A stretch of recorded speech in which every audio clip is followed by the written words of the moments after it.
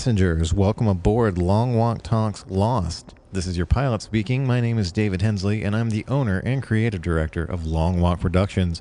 I am joined tonight by my two co-pilots, Robert Bradford, Cara Hayes, and we are continuing our 20-year retrospective about the TV show Lost. We are now in the second season, and things are starting to heat up as in this batch of episodes, we get one of the most famous characters from Lost history.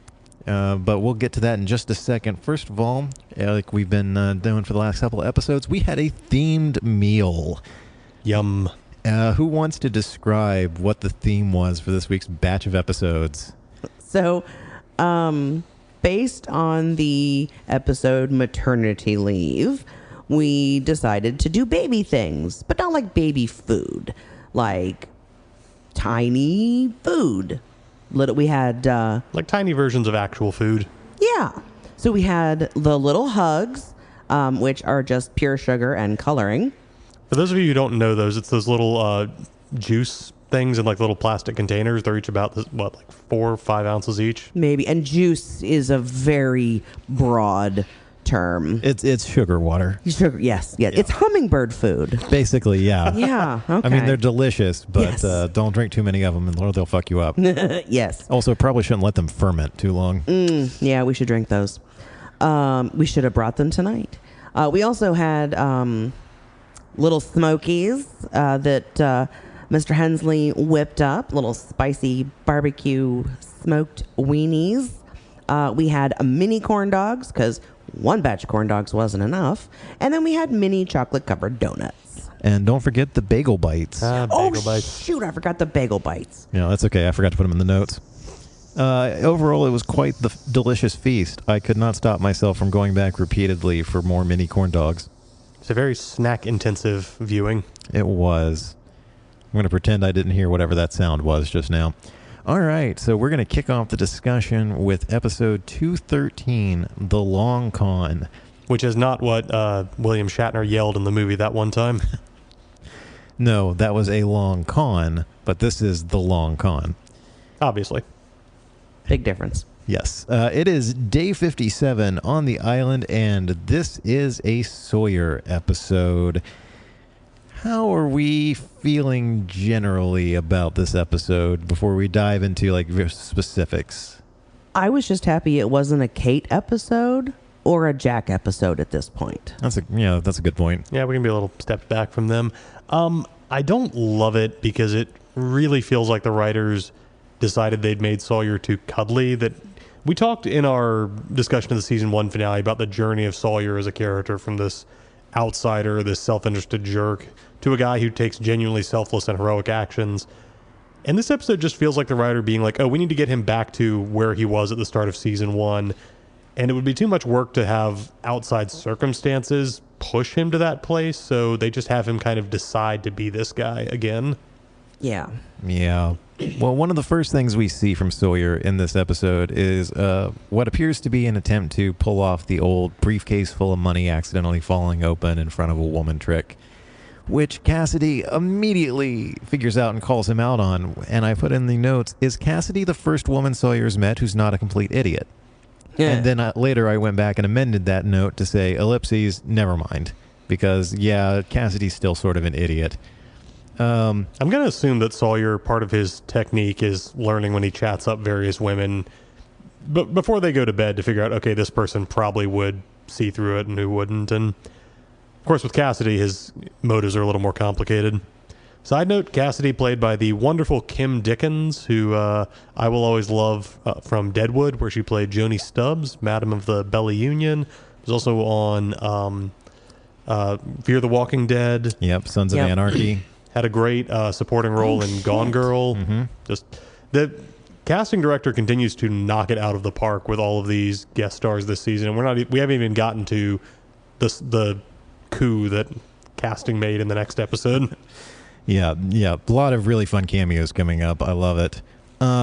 Hey, they finally acknowledged Sawyer's glasses, which I misremembered as like they disappeared halfway through season 1 and were never brought up again, but we get 2 mentions of them in this episode. Yeah, so halfway through season 2, this will be the last time. I think so. Yeah, honestly, I think after this point they just forget that Sawyer is supposed to be nearsighted. Oh, he got LASIK on the island. I think he wears them as LaFleur in season 5, if I'm remembering right, but we'll see if when we get there. It's interesting that the island is specific about what it will and won't heal. Like, obviously, it healed Locke's paralysis.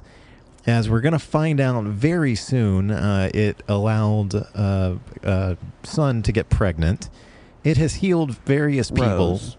Yeah. Yeah, it healed Rose's cancer. But it won't heal Sawyer's eyesight. Or maybe it does. It's just very slow acting. Well, the excuse me, explanation they gave in season 1 was Sawyer, he'd strained his eyes because he was sitting on a bright beach reading all day.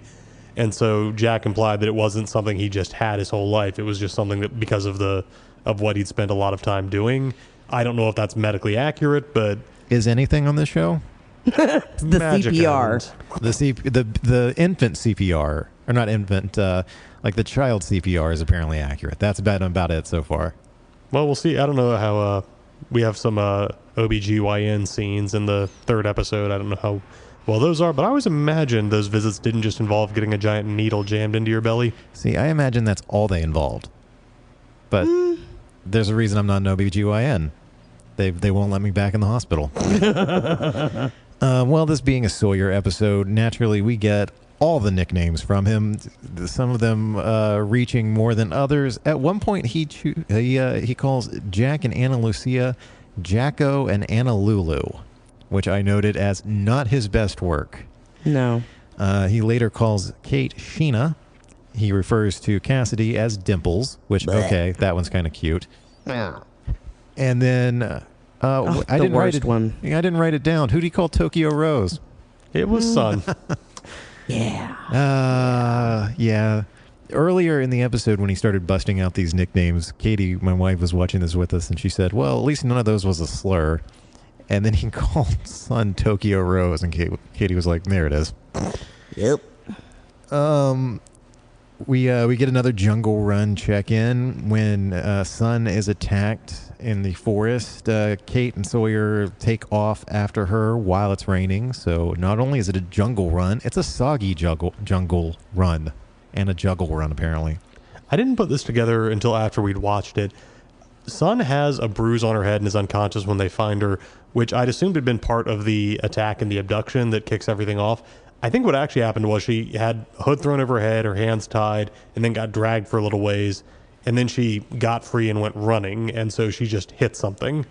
So that, like, Charlie, who we later find out was the person doing it, didn't actually hit her.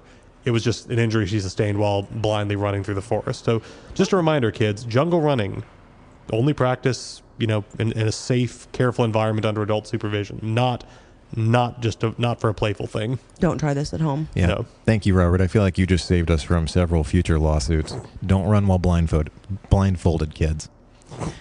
I couldn't help myself. Sawyer's plan hinges on turning everyone against each other, and phase 1 of that is to make them blame Ana Lucia for the attack. And I wrote, oh, sure, blame it on the Latina.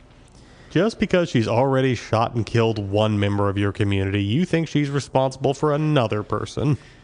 Oh, 2005 politics. Okay. In retrospect, hindsight being 2020, all of us having already seen these episodes, Sawyer plays this one both of these cons a little too obviously. I guess for those of us already in the know, imagine first time watch. I mean, I remember, actually, I can't remember if I fully bought into this or if I was surprised by the twist or not. I'd be interested to know what people watching these episodes for the first time think about this. But much like, we said about season 1, looking back at John's being disabled, the show really paints it out for you in Walkabout. And when you watch it again, you go, oh shit, how did I not notice that? I wonder if this is the same sort of thing, because on a rewatch, I was like, God damn, he's painting this on thick. You've literally got a scene in flashback where he's teaching Cassidy how to con, and he lays out for her how a long con works, where you convince the other person that the scam is actually their idea. And as he tells her, but it's not their idea, it's your idea. Yeah, and they talk you into it. Two sentences later, Cassidy is talking him into it. And I was like, that's why I went back and added that never mind. Like, God damn, girl. Come on. I mean, it helps that he also successfully plays Jack and Locke as well. So it's not just the women who are falling over themselves and being fooled, but oh my gosh, Kate is a complete patsy in this episode. She really is. Like, Kate has been useless this last couple of episodes. Not that she was much use before, but she at least had her moments. Yeah. You really wonder if Evangeline Lilly had pissed off someone in the writer's room, because every episode just seems to be Kate either actively screwing up and hindering or causing problems for people. It's just, And being useless. it's hard to watch. Yeah. A little bit. Well, the revelation at the end of this episode that is twofold. One, Sawyer, this was a long con on his part to get the guns exclusively to himself and be the new, quote, sheriff in town. To answer what you were saying about like the surprise of watching it, I don't remember being particularly floored by the idea that Sawyer was playing some kind of angle. I was surprised by the reveal that, okay, that's what he's doing. He's basically heisting everything they've got in the hatch. Yeah. Mm-hmm. Because while he was gone, people took his stuff.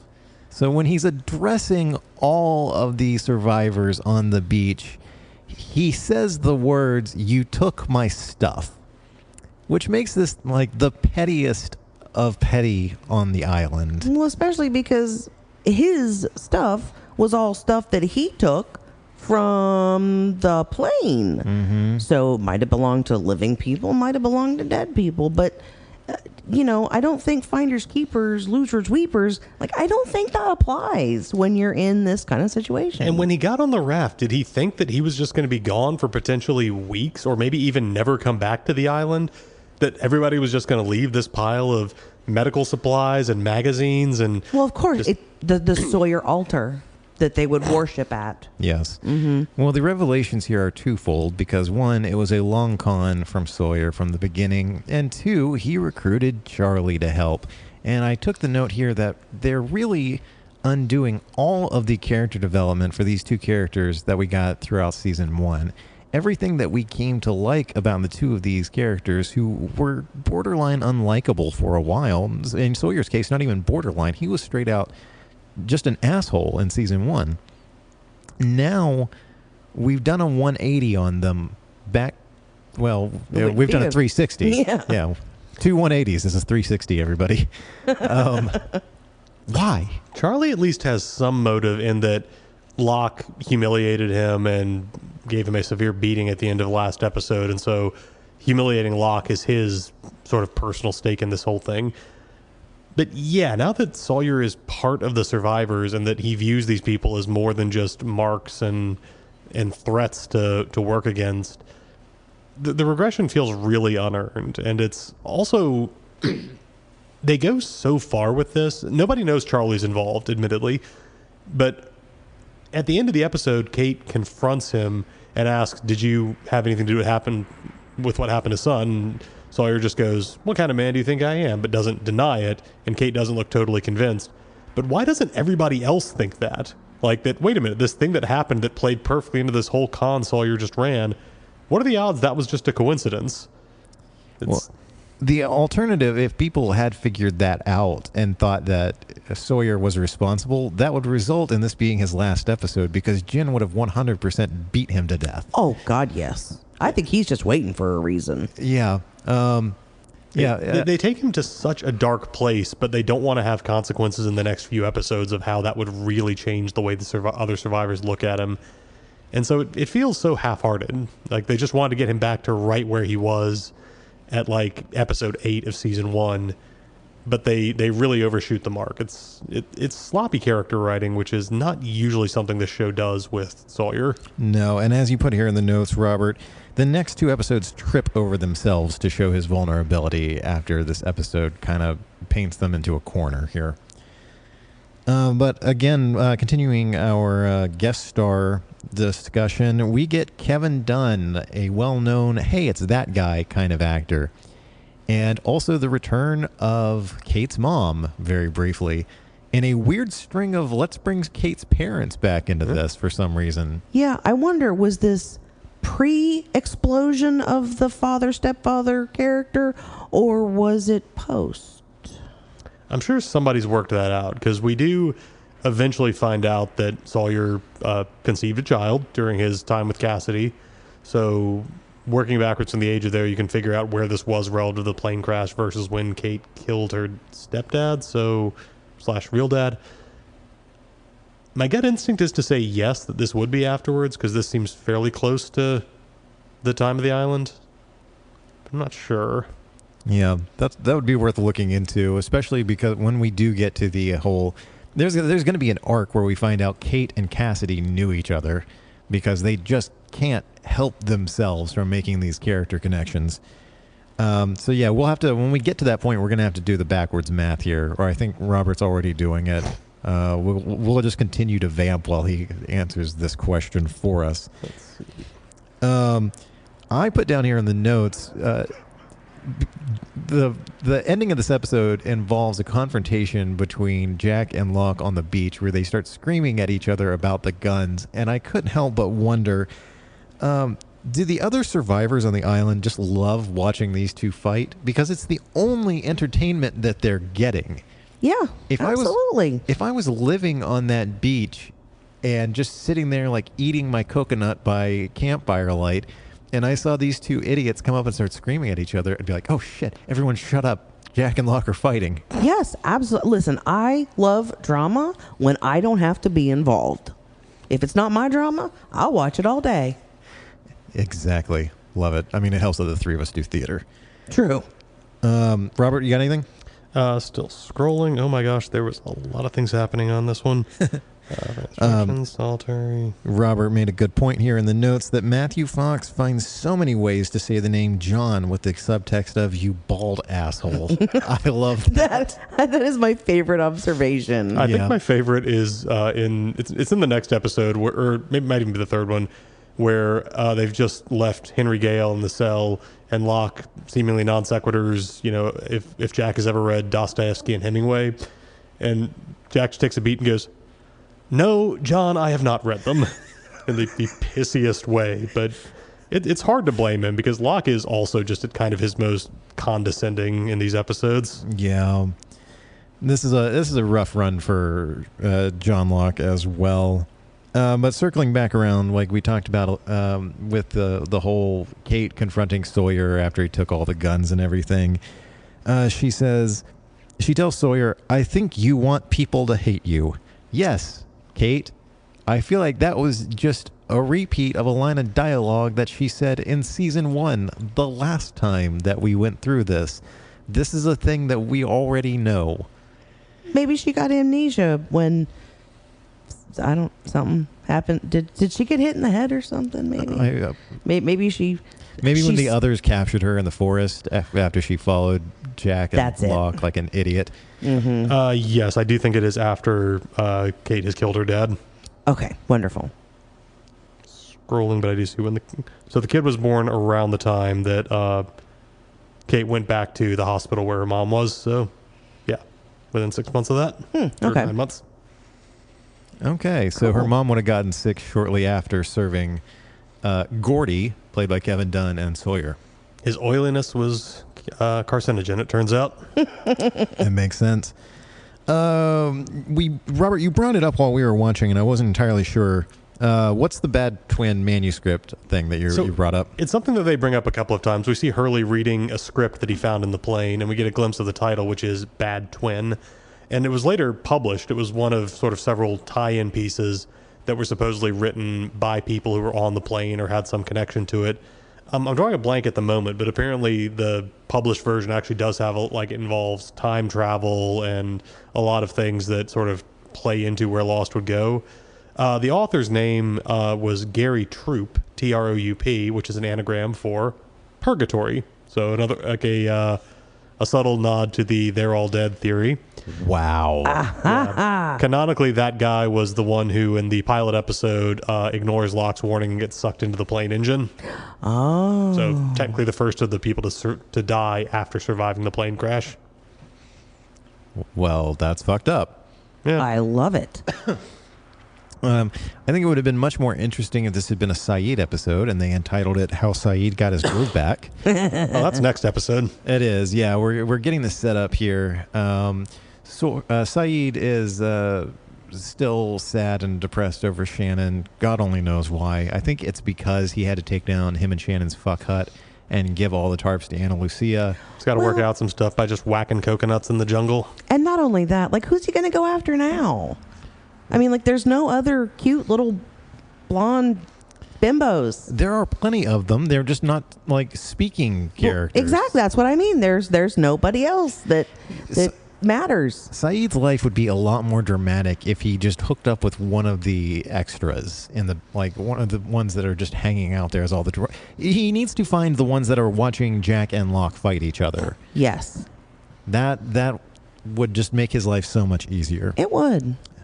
So Saeed and Hurley have a conversation about the shortwave radio that the tailies had with them, and by dialing it in, they end up pulling up the song Moonlight Serenade by Glenn Miller, which we'll talk about in a second. I love that song. Saeed makes the observation that because of the way radio waves bounce off the ionosphere, it could be coming from anywhere. And Hurley replies, or any time. And he plays it off as a joke, probably because the writers didn't know at this point that there was going to be some time travel in a few seasons. So here's a bit of trivia for you. Robert, you take this one. Yeah, so Glenn Miller was a band leader in the first half of the 20th century. And his ultimate fate in the 1940s was he boarded a military plane because he was leading military bands as part of a USO thing to fly across, I think it was the English Channel. The plane was lost at sea, and he was never found. So Saeed and Hurley just sitting on a beach in their desert island listening to music from another guy who probably crashed died in a on that plane island. crash. Yeah. So freaking cool. Yeah. I did not know that, so I'm glad that you threw that out there, Robert. I appreciate it. You've got the last two notes here. I'll let you take those. One I already mentioned was just that it's weird that none of the other survivors seem to even suspect that Sawyer had anything to do with the attack on Sun. It does lead to a moment where Jin comes in, sees her being treated after she's woken up, and just turns to Jack and says, "Gun. Gun. Gun," and just this very, like, he's not shouting, but he's just getting more and more intense with it.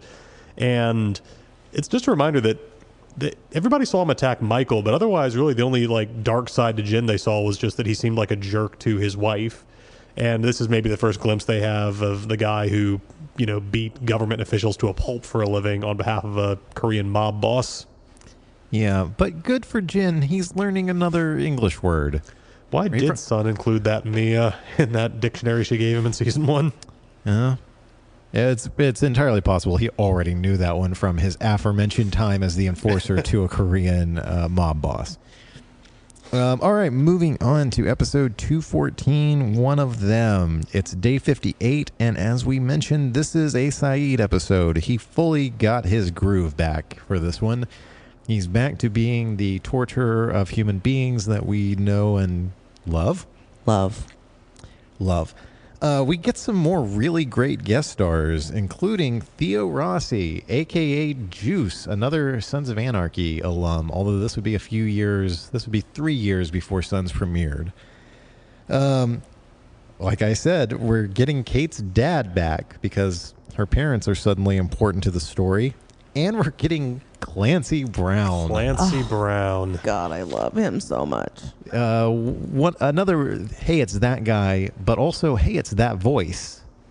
One of the all-time great character actor voices. Just this sonorous purr flowing out of this guy's throat. He just, for me, he's Mr. Krabs on SpongeBob is kind of like the more comedic range, but he was Lex Luthor on the Superman cartoon that was airing on Kids WB when I was a kid, and I just immediately, it's like Mark Hamill is the Joker. I just can't hear anybody else except do the character except that one. And he's had an amazing live action career too, but immediately just a great presence in this episode. And spoiler, not the last we see of him. Yay! Nice. He comes back again? He does. Okay, I've got that to look forward to.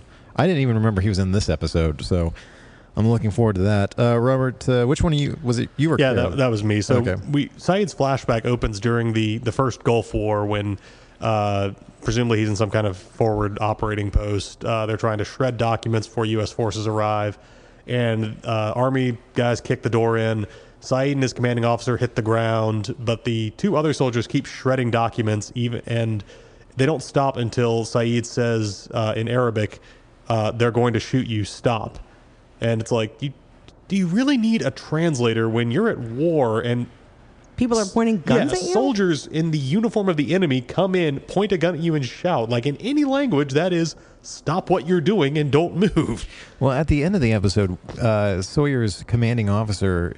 I'm sorry, Saeed's commanding officer tries to tell him to kill himself, and tries to give him commands throughout the episode. So it does make a degree of sense if he had been like, I don't care if armed Americans kick that goddamn door in and point their guns at you and tell you to stop shredding. You keep shredding. But if that's the case, then why would Saeed saying it make any... I don't know. It's just... It always seemed funny to me that they seem like, oh, that's what they want.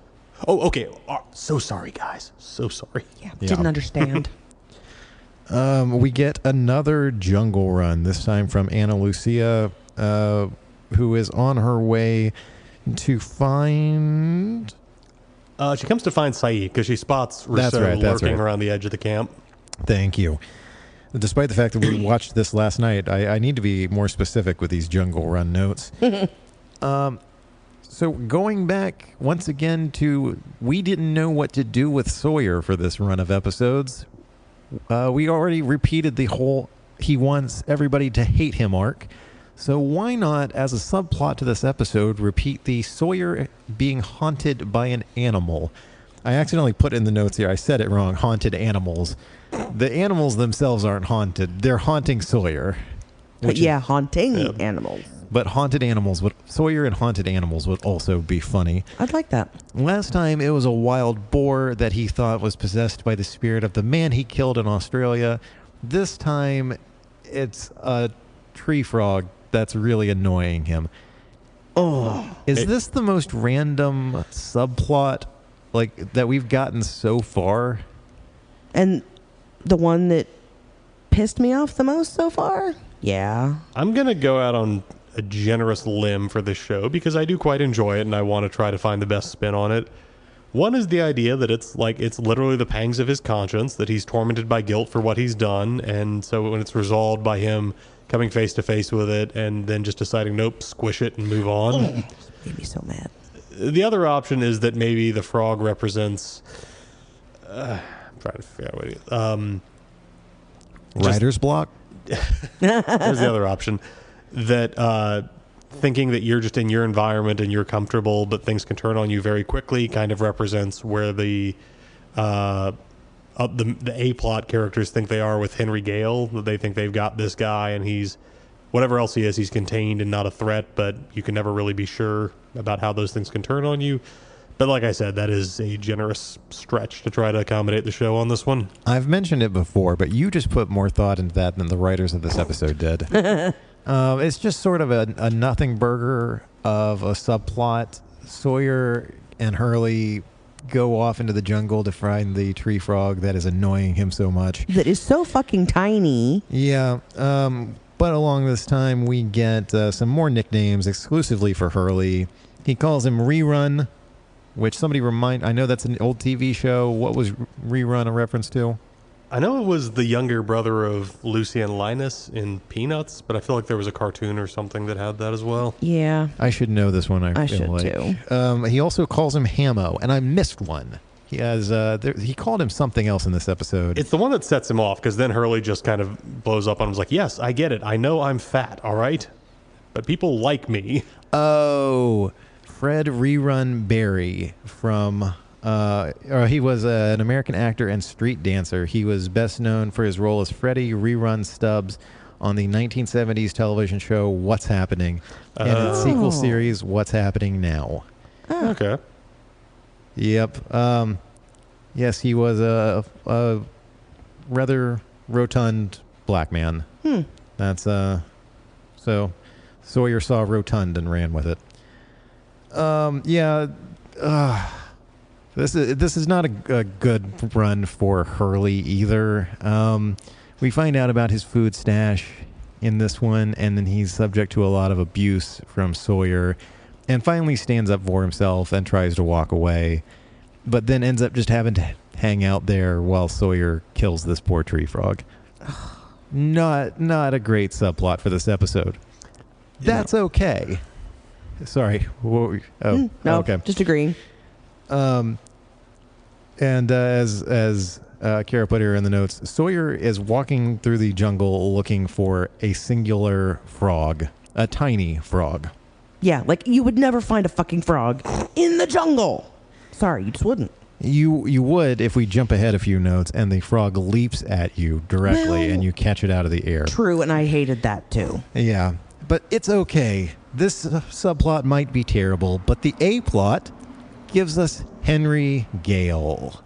Michael Emerson arrives in the show to strung up in a net and screaming pathetically. Yep, to do his 3-episode run that is never commented on again, and it was just sort of inconsequential to the overall plot of the show. If only he'd had some chemistry with the actors that he shares scenes with in these few episodes, maybe there could have been a future there, but yeah. Yeah. It is widely known, I guess to nerds like us, that, yes, this was just supposed to have been a 3-episode run for Michael Emerson, playing the character of Henry Gale before he was written off. And then everyone involved in the show loved Michael Emerson so much that he became the manipulative bastard that we all know and love called Ben Linus. Oh, God. And, to this day, I still refer to him as Benjamin Linus. He's played in 3 of my favorite shows. Like, he did Lost, and then he did Person of Interest, and then Evil. I just watched the first season of Evil. He is so good in that. Oh, my God. He's like Benjamin Linus, but worse. And I love it. Well, he's also Zepp in the first Saw movie, which when I saw that movie again, like after having watched Lost, I forgot that he was in this. And so when he popped up at the end of Saw, I was like, oh shit, that's Ben Linus. Yeah, he will forever be Ben Linus to me. Well, the character's name is Henry Gale, and much like a certain other literary Gale, he arrives in a hot air balloon, supposedly. So I'd forgotten, Henry Gale is the name of Dorothy's uncle. We don't know if his last name is Gale, but it's Aunt Em and Uncle Henry are the 2 people she lives with. We don't know which one's like her blood relative, but so Henry Gale is the direct lift from Wizard of Oz. Very nice, except they're from Minnesota because Kansas would have been a little bit too on the nose. I was looking because I couldn't remember. This is when we're coming close to the point where they're introducing people with famous science and philosopher names. So I was like, was there a Henry Gale? I feel like there was. There's a guy who's got a Wikipedia article. It's mainly about doing some academic stuff in astrophysics and being so racist towards an Indian colleague in the 1940s that even America in the 1940s was like, dude, that's a little too racist. So he literally cost himself an academic position for just his vitriol towards an Indian colleague. That is pretty racist. Yeah. Wow. Saeed is in direct competition with Mr. Echo now for the scariest motherfucker on the island. He's straight up terrifying in this episode. He captures Henry Gale and talks Locke into imprisoning him in the now empty armory. After Russo shoots him through the upper chest shoulder area with a crossbow. With a homemade crossbow that appears to be made entirely out of bamboo, which, good for her. Hell yeah. Go you, Russo. I support that. I love that she hands Sawyer or Saeed her rifle as a gesture of trust. And then by the time they get back to the place, she's already got another weapon stashed there that she can pick up and use. Yes, and has Words. I'm struggling with them. As has been said many times, I would just want to repeat, I support women's rights, but also women's wrongs. Lord. Just like, shooting an unarmed man with a homemade bamboo crossbow. It just kind of dawned on me when I was rereading your note about that Saeed and Mr. Echo are in competition for the scariest guy on the island. Those are the two guys I like the most. What does that say about me? Well, it's like just the ones who are potentially dangerous, but also have a warmth as well that you can see a more approachable side. There's a duality there that's really appealing. Former warlord and a torturer. Mm-hmm. Well, as Robert put here in the notes, it's the soft-spoken ones that you got to look out for. They're also two of the quietest guys on the island. I don't think at this point Mr. Echo has raised his voice above like a calm... There was one, I think there was one time that he, got a little, instead of this, it was this. Mm-hmm. But yeah. Just a little more animated. Well, once again, we find ourselves hitting the same character beats as we did in the first season. In season 1, it was Saeed racked with guilt and shame over torturing Sawyer and swearing to never do it again. And here he is, except this time he makes it a point to say that he doesn't feel any shame or guilt over torturing Henry Gale. Again, until we find out his name later, Henry Gale is just one of those names that you have to say on a full name basis. Except this time, like, we've done another 180 from our character development and just brought him right back to the torturer that he was and had embraced, and just kind of undid all of that character development. See, I'm going to actually state, having these episodes be back-to-back it sort of highlights what didn't work about Sawyer's turn that does work about Saeed. Part of it is that for Saeed, it's not just about a personality, it's about a skill set. He has the ability to do these things. At the end of the episode, Clancy Brown tells him, you became a torturer because the army made you, but now you've got a skill set that's going to be helpful in, working for Saddam Hussein. One day you'll need to know something, and now you know how to get it. And so Saeed finds himself in situations where he's got these skills. They can apply. They can be helpful. They really could be in potential danger from this guy. And so you've got a sympathetic reason for him to go back across this line that ethically he doesn't want to go to again. And also you've got a reason for him personally to be in this place after losing Shannon because of the others. And he's made it clear he doesn't blame Ana Lucia directly. He blames the others for creating this world where Ana Lucia was looking for an enemy. So I think they actually do a nice job of having it be a much more deserved dark turn for a character rooted in what's happened, where they've gone, and where they're going to go for the rest of the season. So just part of the reason that Sawyer's unmotivated badness bugs me so much is because I think this is a good example of the writers doing the kind of character work that Lost was always really good at. Well, let me ask you guys something. How much time and training and effort do you think really is needed to hone a skill like torturing another person? Oh, a lot. Really? I think Yeah. I think the level of just, take a hammer and hit somebody in the finger with it is probably, you need a certain stomach for it, but mechanically not that hard. But we also see in his conversation with Henry just the way he asks questions, the way he will scare him and then just take a conversational tone. The moments when he chooses to let Henry talk, and then the moments where he interrupts him with a follow-up question to be like, really, can you tell me how big this balloon was? Can you tell me where you and your wife met? What did your company do? So I think the application of pain, no, that probably doesn't take much skill. But to use that as part of, to know when to do that, when to threaten it, and how to know, when you're just being given something that the person is doing to make the pain stop. Because Henry Gale does say a couple of times, I'll say whatever you want. Just tell me what you need me to say. Right. That was going to be my next point, because even at the time this episode came out in 2006, we were already starting to turn a corner on the concept of torturing prisoners, because, and now in 2025, it's very well known, it is not an effective interrogation technique. After a certain point, they're just going to start telling you things to make you stop. The information is not going to be reliable. I mean, technically, we've known that since 1692. Well, yeah, obviously the three of us have known that, Cara. No, elaborate. What happened in 1692? The Salem witch trials. Oh, well, okay. Yeah. That's a good point. So, it just interrogation, sure. I think it can work in some cases. The problem is you're going to get a volume of information, and there's unless you have some external way to check it, you don't know how to be sure. Are you telling me something that's real or just something to make it stop? It's hard to separate good information from just what's being motivated by your treatment.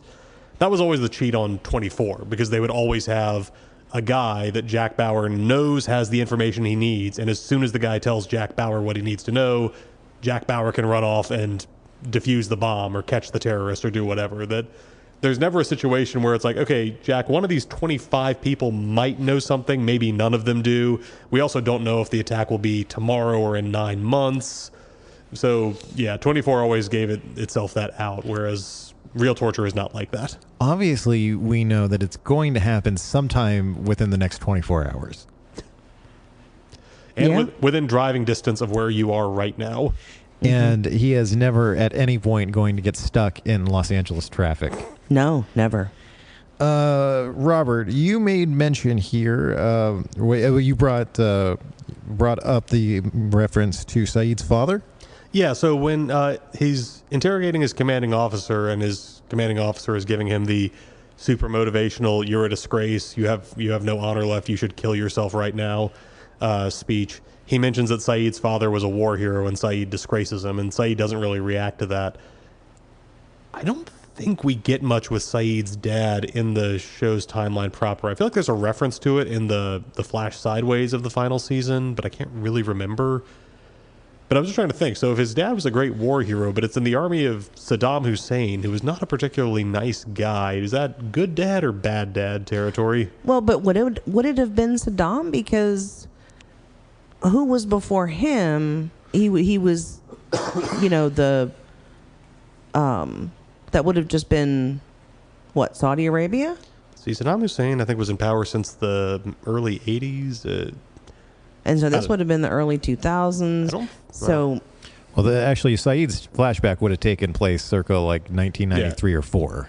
91, 92. Yeah, it would have been, about 9, because my brother was in the Gulf War, so. Okay, so I was off by a few years, so. Yeah. Either way, not really a nice part of the world for professional soldiers. No. So in this context, to Saeed, probably a great dad. To everyone else, probably a pretty bad dad. We're getting a lot of history lessons in this episode. Go us. Maybe we should start working history lessons into this podcast more. Okay. That's what these listeners are tuning in for. I do feel really stupid now about the whole Salem witch trial thing. Thanks for that, Cara. Cara, you put in some notes here. You had a lot of strong feelings about Sawyer and the tree frog, so you take it away for these. Yeah, well, so I, think I said my piece about him killing that frog. I called him a fucking frog-killing asshole. Also noted that he did not just catch that frog mid-jump. Like, I'm sorry. No, just no. I know this is a television show, but, fucking Shannon, she got to mess shit up from the grave. Yeah. Goddamn whore. Is that for when Saeed kind of breaks in the interrogation? Yes. Yeah. Yeah, everyone just keeps handing Henry Gale information to use against them. And it's especially great here because his interrogation, Saeed's interrogation of Henry, falls apart when he just starts ranting about Shannon without saying her name, but we all know who he's talking about. And... but as we find out, again, hindsight being 2020, we all have the benefit of having watched this show before. Saeed is right this entire time. The question is constant throughout last episode, this one, and the next. Is Saeed crazy? Is he blinded by rage here? Is Henry just a dude who was in a hot air balloon? Well, no, he's not. His real name is Ben Linus, and he's a son of a bitch. He's a very likable son of a bitch. He deserves considerably more punches and kicks to the face than he gets in this episode. And by golly, Yeah. is he going to get some? I think Michael Emerson should have like a Guinness World Record for the most amount of times getting beaten up in a TV show. He's going to spend more time in bruise prosthetics and makeup than out, I think, over the rest of the show's run. I will say, credit Jack, who's the person who's against what Locke and Saeed are doing with locking Henry Gale up and torturing him. Jack is not saying, oh, we should trust this guy and let him out. Jack is just opposed to the torture part of it. He's fine with being suspicious. He's fine with keeping him tied up. He just, as a doctor, doesn't want to let Saeed just beat the truth out of a guy. Yeah, that's because Jack is a liberal pussy. What kind of woke nonsense is not torturing a human being? He wants the island terrorists to win. Robert, I didn't. You said you called it out here. I didn't see that you had added this. Does his torture work? Yeah. So the way, like I mentioned, 24 was the show that dominated torture discourse in American television because that was a discourse we were having. But Lost is a little more thoughtful about it because we see him torture Sawyer in season 1 for Shannon's asthma medicine, and eventually all we find out is that Sawyer didn't have it and was just pretending to be an a-hole.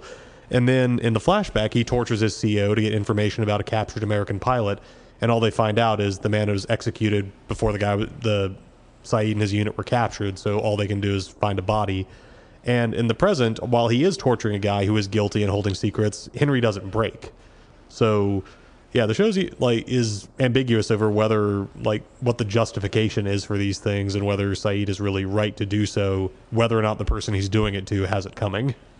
So really, Saeed is 3 for 3 on screen interrogation torture sessions. Pretty much. It's not a great record, Saeed. I do love that final shot when Jack finally drags him out of the armory, and Saeed looks kind of over his shoulder, and you see Henry looking up from the floor, beaten and bloody, but he looks like he's just about to smile. Like, not quite, but you're like, there's something in his eye that's satisfied in what's just happened. Yeah. You made a good point here, Robert. We finally get to see what happens when the hatch timer hits 0. A bunch of scary red hieroglyphics pop up. I wanted to take a picture of it, but I wasn't fast enough. It's such a cool moment because Locke, Jack makes him open the armory before he'll let him push the button. Locke goes running to the computer, is stumbling on the keys. The timer hits 0, and you see the what do you call it, the turn counter thing start to flip over, and there's 5 slots, and it's 1, 2, 3 red hieroglyphics, and then Locke finishes hitting the combination.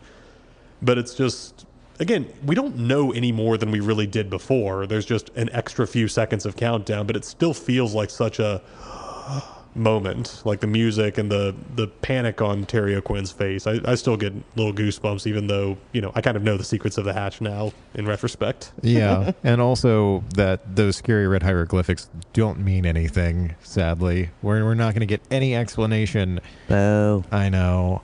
It was one of the many mysteries of the island that never got an explanation, especially since it's easy to forget. I've mentioned it before, but the hatch only lasts until the end of this season. Yeah. Well, has anybody looked at what the hieroglyphics are and what they mean in conjunction with? I am certain that if I'm certain the hieroglyphics probably have their own entry on Lostpedia. Yeah, I'll have to look in that. And around this time, because that was my thought when I saw them. Yeah, the internet and message board culture would have been in full swing by this point, so that some people were spending entirely too much time in mental headspace figuring out what the hell those hieroglyphics meant. Yeah, the internet culture that X-Files kind of birthed into existence just matured under Lost, of just theorizing and speculating, and just forums and chat rooms and everything's going over every last detail and frame. It was a wild time. Yeah, speaking of that, the other day I put on the X-Files just to have something on and found myself getting sucked into it again. And I was like, hey, maybe we should do that next. No, bad. We're not doing that. But I mean, we could. Katie, we've talked about it several times because these character actors keep popping up. Katie wants to do Sons of Anarchy next, and I'm going to have to give some thought to that one. Anyway, and then the last one, Robert put in here, good for Hurley. We went over it a little bit already, but he finally stands up to Sawyer once he's had a little bit too much fat shaming. And Sawyer does not call him by a nickname for the rest of the episode, so it lands a little bit. The rest of the episode. Oh, poor Hurley. All right, moving on to the last episode of this particular batch that we watched, 215, Maternity Leave. Takes place over days 58 and 59 and is a Claire episode. It's been a while since we got one of those. Do we get another one? I feel like we have to, right? Because at some point we have to figure out that Christian Shepherd is her dad and that she's Jack's sister. Well, we find that out in a Ana Lucia episode because she was with Christian in Australia. So I'm not sure. I'm trying to think. I don't know that we get one of Claire directly. Like, she figures in other people's flashbacks, but We're going to need a hunt-a-killer board to correlate all of these things. We really are. Yeah. I mean, Claire is one of the few characters who makes it all the way up until the very last episode. We have to get at least... Okay, she gets one in season 3. Okay, there it is. And that's the only other one. Yeah. Then she kind of loses importance for a while. Is she even in season 5 at all? No. I just finished saying she's one of the few to make it to the end, but yeah, she's gone for the entirety of season 5. Yeah. She kind of becomes the new Danielle Rousseau, doesn't she? Yep. So she reappears in season 6, but she And she's gone disappears crazy. midway through 4. Yeah. She's gone crazy and she's toting her rifle. That's what I remember. I don't remember any of that. And she has, worst of all, lost her hair products. Yeah. Oh, no. So she's got Rousseau hair, too. Hey, that's the perfect place. It's a perfect segue for the first note that I took in this episode. This is the second episode in a row where Rousseau shows up just to be a plot device. Last time, it was so that she could introduce us to Henry Gale. This time, it's so that she can get Claire back to the medical station. Did they say in this episode what the name of the medical station is? I don't think they do. It's got a designator. I know all of the bunkers and hatches have designators. We get a glimpse of the logo when they're inside and Kate pulls open the box that has the flashlights in it. We know because she helpfully says flashlights before turning on the flashlight. But I don't remember what the sigil on the logo was. Looked like the little doctor, like the little... Oh, like the serpent? medical like field thing. It looked kind of like that, I think. That thing has a name. Yeah, I think it's... it does, and I don't know what it is. Staff of Hippocrates? It's named after one of the Greek fathers of... Anyway. Yeah, let's go with that. Maybe one of our listeners can email me and tell us. So Libby gets to come into some prominence in this episode because she was a psychologist and she helps Claire regress through her memories to remember what happened. And by doing so, she has to take her in a place, as she said, we're away from all the noises in the camp. Away from all the noises in the camp means that they're sitting in some reeds just off the beach while Kate is 5 feet away holding the screaming baby. They have a whole island. They have most of an island if they don't have the whole thing. But the surf is awful nice sounding. Yeah, just tune out the cries of your upset, rashy child. Which, oh my gosh, the rash makeup on little baby Aaron was quite unsettling. It made me itch. So this is our first appearance of Alex in this episode, Rousseau's daughter, although we don't know that yet. We'll find out by the end. And Robert, you take this one. So just noticing that we get a brief foreshadowing because both Alex and Rousseau have, it turns out, they both play a separate part in helping Claire escape. And because Claire is kind of drugged and part brainwashed, she keeps trying to get away and get back to the others. And so both Alex and Rousseau deal with the yappy pregnant woman by knocking her unconscious. Alex with a pad of ether and Rousseau just straight up with the butt of a rifle. Yeah, we're presented as though it's the experiments and the quote-unquote vaccine that Ethan gives her that causes Claire's amnesia. It might have been the head trauma. I don't remember her having a head wound when she came out of the forest. That might be just a little bit of a continuity snarl. It might. They might have, got her like more in the hair instead of on the forehead. Yeah, she definitely doesn't have a goose egg the way that Sun did in the last episode. Ouch. So this episode brings back Ethan, who famously had more episodes on this show in flashbacks after his character died than he did while his character was alive. And turns out he has a much better bedside manner than the actual doctor on the island, Jack. He knows how to comfort patients and how to make them feel welcomed and better about the weird shit that he's doing to them. Helps that he is much more generous with the drugs than Jack ever was. That's a very good point. Emily Ravine gets to do some wonderful high acting in this episode. She does. It's both adorable, but also like if you were in the position of having to help her, God, I would be so mad. I'd hit her with the chloroform or ether or whatever. It's a great kind of, it's the Rosemary's Baby fear of like, when you're heavily pregnant, you rely so much on other people and you need to trust so many other people with decisions, both about your life and the life inside you. And what if they didn't have your best interest at heart? And so it's already a great little horror scenario, but the fact that she just has this sort of blissful, half out of it look the whole time, that we're creeped out watching as an audience, and she is just oblivious to the idea that there's any danger. It's a really effective piece of eeriness. It's not quite full on horror, although we get a glimpse of that with the operating room that we see for a minute. But yeah, it's really effectively unsettling. Agreed. Cara, you take this next one. Yeah, Sawyer got some new glasses. Good for him. Yay, that he found from, I don't know where the hell. Dharma branded glasses, And I they're guess? almost his prescription. He got them from the same place they're getting all the tarps. Yes. We only get one nickname that I caught out of Sawyer in this episode. That's our only Sawyer nickname watch, and he calls Kate Thelma. Doesn't even take the time to designate a Louise for this scenario. That could be either Claire or Rousseau. Or both. And Robert, you took a couple of notes here. Yeah, Kate just she tries to tough talk Sawyer walking up and being like, I need you to give me a gun and you don't get to ask me why. And that goes as well as you expect. And so eventually, yeah, she does have to tell Sawyer everything before he ends up giving her one. So again, pointless scene where she's trying to be tough and assertive and just ends up looking kind of silly about it.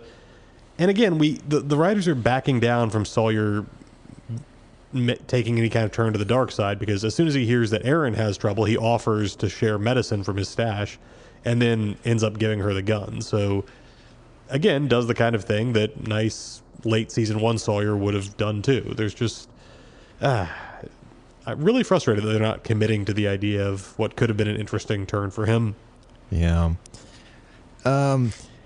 So we get some interaction between Sun and Claire here, because Claire just sort of drops the baby off with Sun, and Sun tells her a mother should not leave her child, getting a stunned look from Claire, who was going to do just that.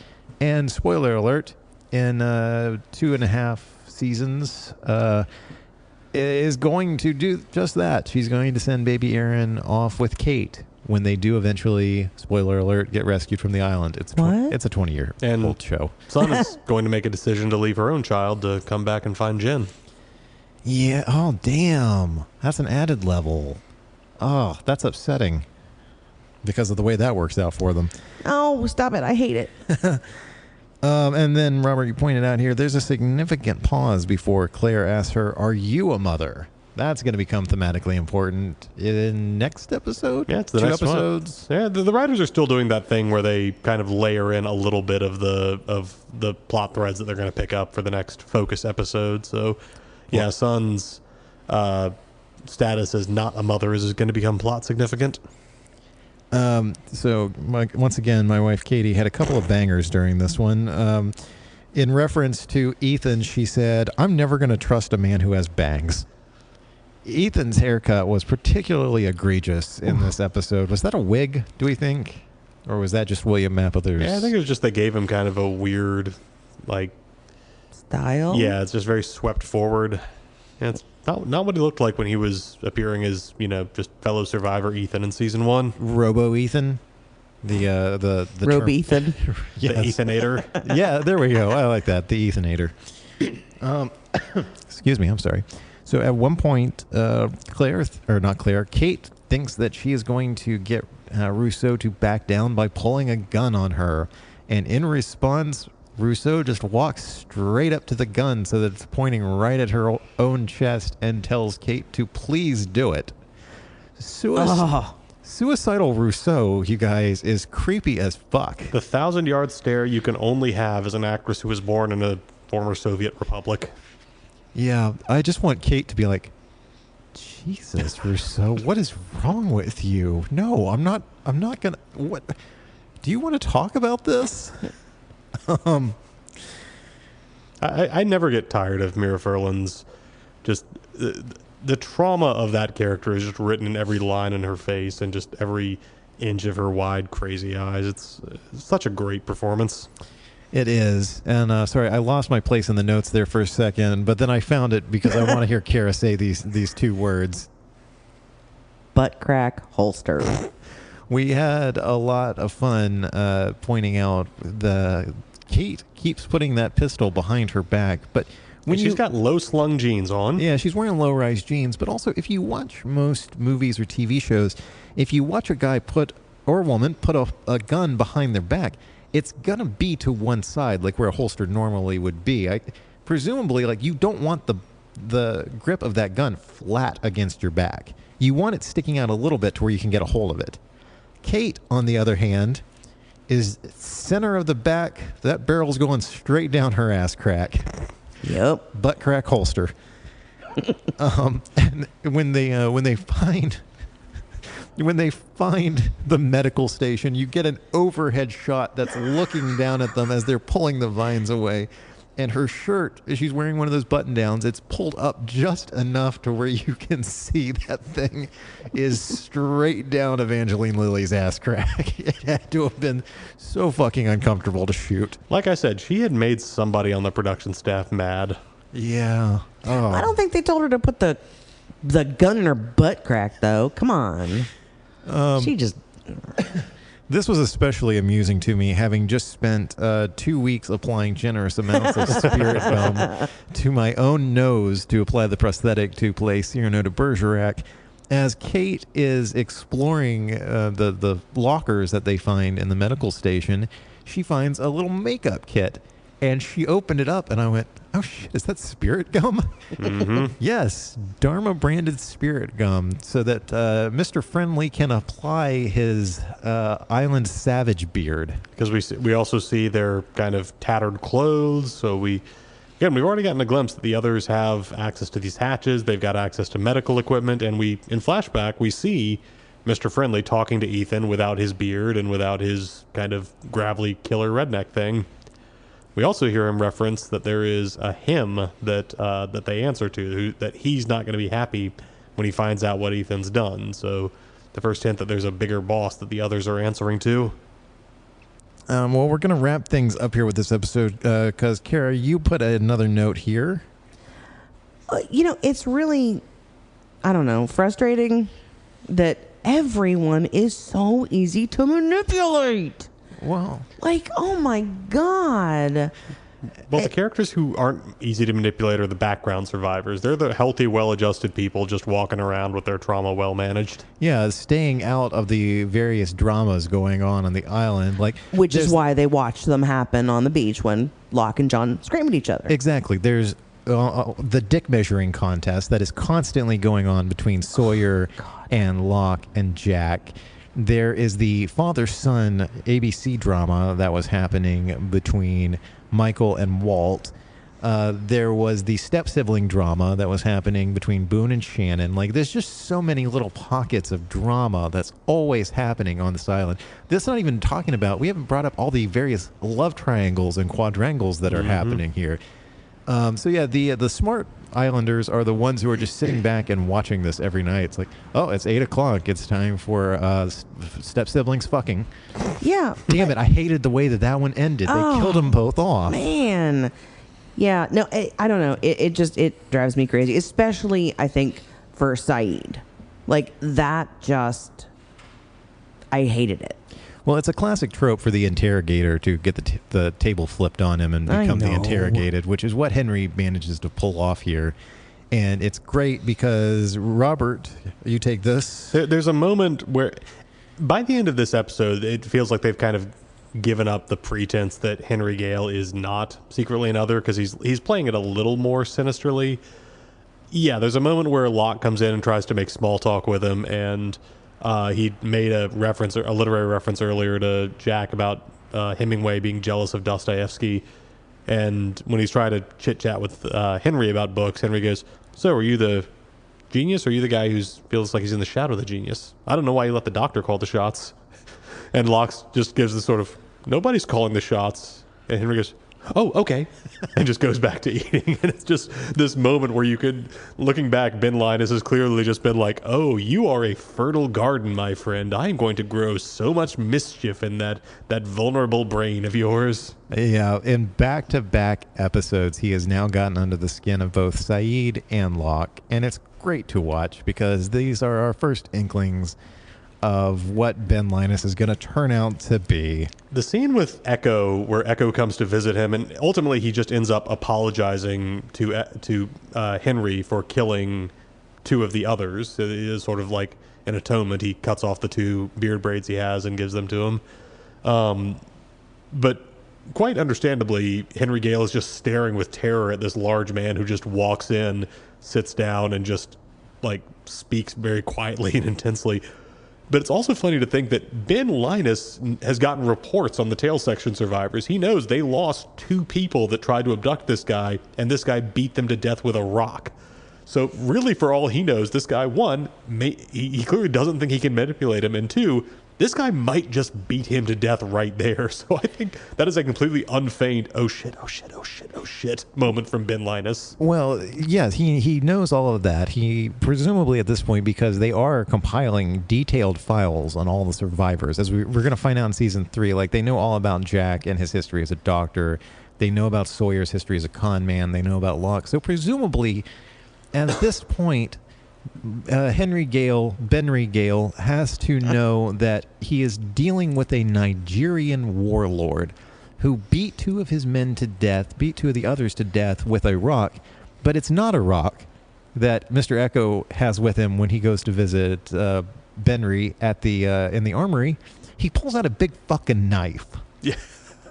That's really the oh shit that we see from Benry Gale. Benry Gale Linus. Benry Gale Linus. Benry Gale Linus. That makes him sound like a serial killer. And That's, yeah. I mean, we'd have to tally up, but Ben is responsible for quite a few deaths over the course of this show. Ooh, yeah, I'm sure someone's got body count tallies on that. Of all different kinds, because there's going to be some body counts racking up by the end of this season of a different sort. Do we have any final thoughts about these episodes before we wrap up? And do we want to announce what our next themed food is going to be if anyone wants to eat along with us? Still sounds weird to say. Yeah, so in the next batch of episodes, we get a really wonderful scene where Henry Gale, having somewhat gained the trust of, or this tentative trust of Jack and Locke, gives this great, if I was one of them, I would have sent your friends off on just some wild goose chase where my people could have abducted them. And just this like long thing while he's munching dry cereal, and then just at the end goes, hey, you got any milk? So we will be having cereal. Breakfast for dinner. yay! Yep. I love cereal. So if you're watching along with us at home, the next episode we're going to be watching episode 216, The Whole Truth, which is a Jin and Sun episode. I think they combined them now, right? Like it's not separate episodes. I'm trying to remember, because I think this one actually might be more Sun focused. We'll find out in a week. Yeah. And then episode 217, Lockdown, which is a Locke episode and also a pun. And then episode 18, Dave, which is a Hurley episode about his imaginary friend Dave. One of my suggestions was for our themed dinner was we just pretend to eat. But these guys didn't go along with that one for some reason. You won't pretend to feed me. Yeah. So this past weekend, like I said, I like keeping up with like where we are in relation to when these episodes aired. So the last one that we watched that we talked about tonight, Maternity Leave, that aired just 5 days ago on March 1st, 2006.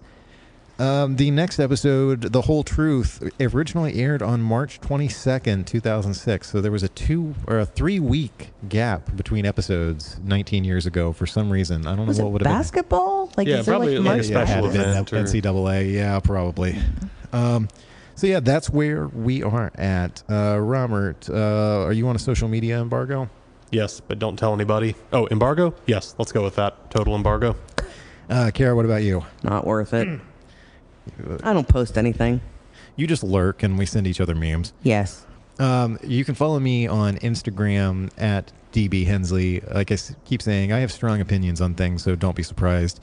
If you want to keep up with the Long Walk Productions, you can visit us online at longwalk.us to see more of our original work or hear past episodes that are no longer streaming. You can follow the YouTube links in the show notes. Thank you very much for listening, and if you enjoy this show or any of the shows on the Long Walk Podcast Network, please make sure to leave us a rating and a review on whatever platform you are listening on.